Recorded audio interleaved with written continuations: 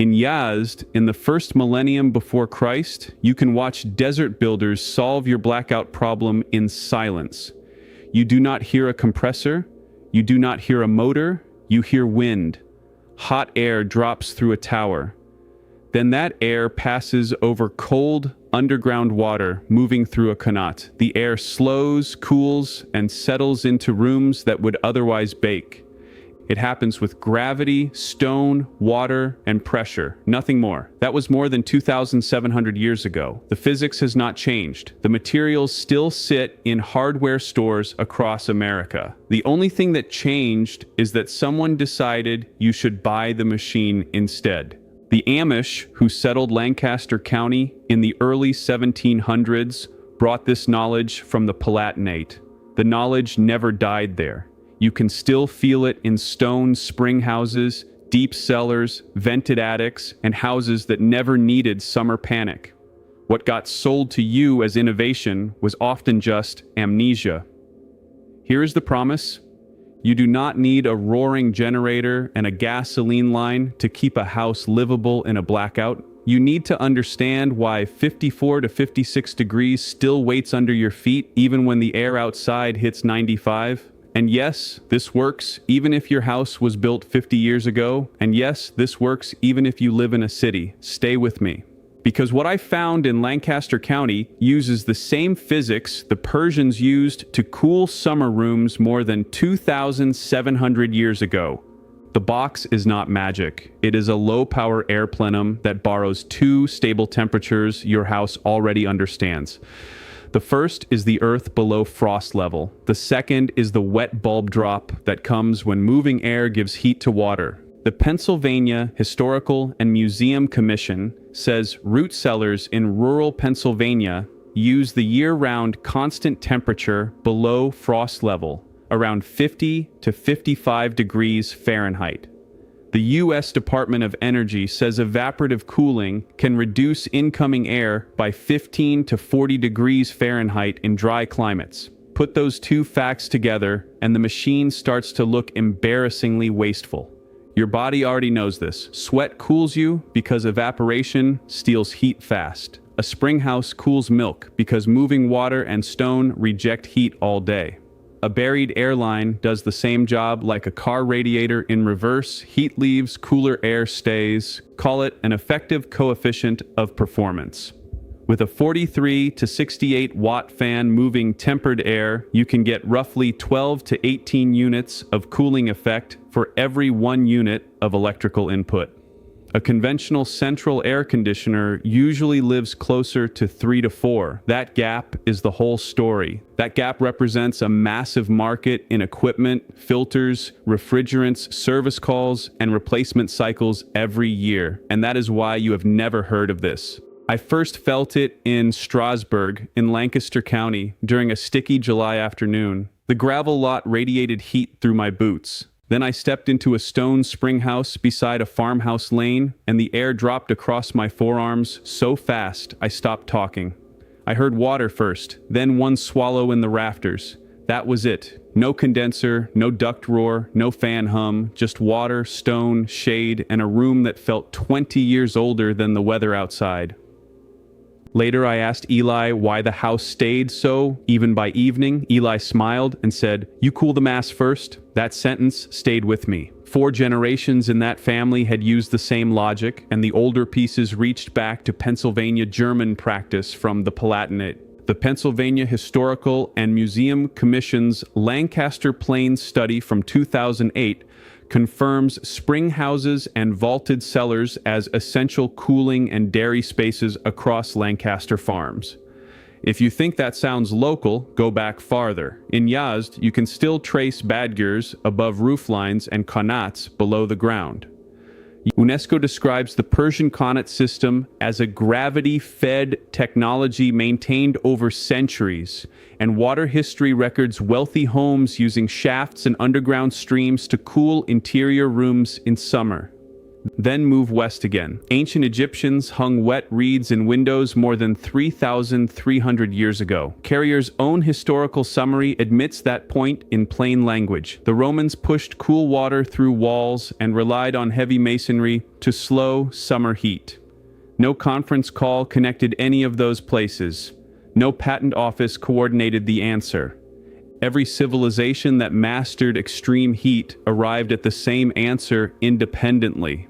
The Amish never forgot. They carried it from the Palatinate to Pennsylvania 300 years ago and kept building it because it worked and because they never needed anyone's permission to do what made sense. Now, the part that should make you angry. In 1902, Willis Carrier turned humidity control into patentable hardware with the apparatus for treating air. By 1922, the centrifugal chiller lowered the cost of large-scale mechanical cooling and changed comfort from a building skill into an equipment sale. Every shaded room, every wet pad, every buried line, and every vented attic threatened a future invoice. The squeeze happened in the paperwork. In 1922, the first ASHVE guide gave engineers the tables, loads, and component logic for mechanical systems. That became the language of contractors and inspectors. Then the Federal Housing Administration Underwriting Manual in 1938 scored cross-ventilation in the individual rooms, but it also rewarded insulated furnaces, proper ducts, pitched pipes, and mechanical ventilating equipment. Once the mortgage, the inspector, and the builder all learned to trust hardware, passive cooling stopped looking normal. It started looking optional. You can trace the alliance without guessing. Sackett Wilhelm's lithographing and publishing company proved humidity control had commercial value. The Federal Housing Administration turned standardized mechanical infrastructure into safer mortgage paper. Carrier Engineering Corporation, General Electric, and Frigidaire sold the units that fit that world. One side created demand, one side lowered financing risk, one side captured the sale. An entire field of knowledge disappeared from architecture schools and building codes, not because it failed, because compressor sales, refrigerant turnover, and service calls paid better. The pattern never ended. In 2022, the Air Conditioning, Heating, and Refrigeration Institute spent $964,622 on federal lobbying, according to Open Secrets. You do not spend that kind of money protecting stone, shade, or a wetted intake box. You spend it protecting standards, replacement cycles, refrigerant transitions, and contractor dependency. Nobody told you. Not your builder. Not your contractor. Not the man who sold you the backup generator. The US HVAC equipment industry is worth $20.7 billion a year. Every low-energy alternative installed is a compressor, filter, and service contract that never gets sold. Now, if you already own a house and you're thinking this only applies to people with land, stay with me. Because this next part is specifically for you. You don't need to rip out your existing system. You need a yard and a weekend. Here's how I would build it. I would start with a simple intake box made from 1/2 inch exterior plywood, 24 inches wide, 24 inches tall, and 16 inches deep. Inside that box, I would mount a 20 by 20 inch MERV 8 filter, then a 2-inch cellulose evaporative pad, then a stainless insect screen at the face. Behind the box, I would connect either 6-inch HDPE tubing or 6-inch Schedule 40 PVC to a buried run. That buried run matters. I would go 40 to 60 feet long, 48 to 72 inches deep, with a 2% slope back toward a condensate drain. I would keep the intake opening shaded and face it north or east if possible. At the house end, I would use an 8-inch inline duct fan, drawing 43 to 68 watts. Then send that air into a basement, mudroom, or central hallway with an upper escape path. The upper escape path is how the house becomes the machine. Crack 2 leeward windows 1 to 2 inches, or install a ceiling up duct into the attic if security matters. The U.S. Department of Energy says evaporative coolers need 1 to 2 square feet of outlet opening for every 1,000 cubic feet per minute of airflow. If your house is compact, one central discharge works. If your layout is chopped up, tie the discharge into existing return space or a short transfer grill. Your materials stay ordinary. One length of 6-inch HDPE or Schedule 40 PVC runs $96 to $168. The plywood box costs $27 to $41. A MERV8 filter runs $7 to $14. The cellulose pad costs $11 to $19. Add silicone caulk, closed cell foam tape, stainless screws, and a 1/2-inch vinyl drain line, and you are still sitting near $214 to $387. If you already own a shovel and a drill, the labor is one long Saturday for the box and one more weekend for the trench. One warning: positive slope to the drain is not optional. A flat pipe causes standing water, mold growth, and insect problems that will make you hate the entire build. Use the slope. Use the drain. Do not negotiate with physics. On a 95-degree day, you can pull intake air down into the 62 to 68-degree range before indoor mixing, and you can drop a small house 10 to 16 degrees by dusk.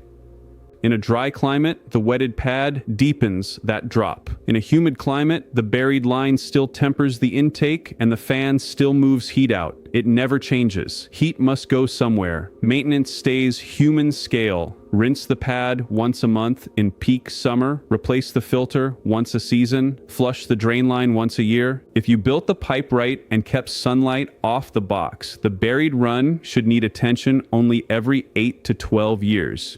Your conventional central system costs $6,800 to $14,200 to install, $147 to $286 per month to run in hard summer, and lasts 12 to 15 years before landfill day arrives. This costs $214 to $387 total. It lasts 20 to 30 years. Your choice. That knowledge never disappeared. It was written out of the manual. It was waiting. The Persians did not read this in a textbook. The Persians figured it out the way all real knowledge gets discovered, by paying attention to what the earth was already doing. Everything I've covered across this channel, root cellars for summer, lime wash for old brick, winter window sealing, I've put it all in one place. Step by step, season by season, room by room, in the order the families actually use it. I have not named it yet. Link is in the description, but stay here because what Eli built is the part nobody is talking about yet. If you're the kind of person who believes that real knowledge has been quietly pushed aside to protect someone else's profit, you already know what to do. Hit subscribe. Not for me, for what comes next. Because this is not a channel, this is a quiet movement of people who have decided they're done being sold what they already own. I want to hear from you. Drop your state and your worst July power bill in the comments. I read every single one, and your answers decide what we cover next. Next week, I'm going to show you what a 1946 Penn State document reveals about keeping a food room near cellar temperature with nothing but stone, airflow, and shade. And the old record that proves agricultural authorities knew about it decades before selling you the electric replacement. You are not going to want to miss that one.